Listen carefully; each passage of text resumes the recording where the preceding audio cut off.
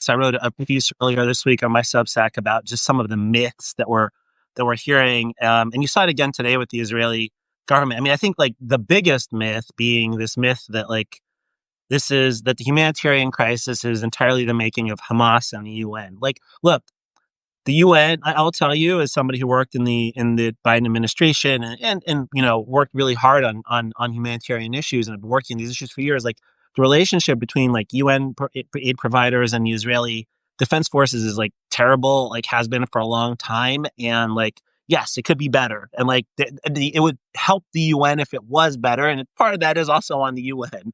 And on top of that, Hamas has done all kinds of horrible things, including like deeply problematic stuff. They don't care about the humanitarian situation, like, but none of that excuses Yeah. like what the Israeli government is doing. Right? I mean, and and what's really important to also understand is, you know, ultimately, like the UN can't just move food in. They need to work with the Israeli Defense Forces who actually create the pathways. Like, and they need to be able to deconflict. They need to be able to not drive a truck in and have it just attacked by an Israeli strike because there was no deconfliction, or the Israelis don't let the UN drive anywhere other than like right through a big Palestinian population center.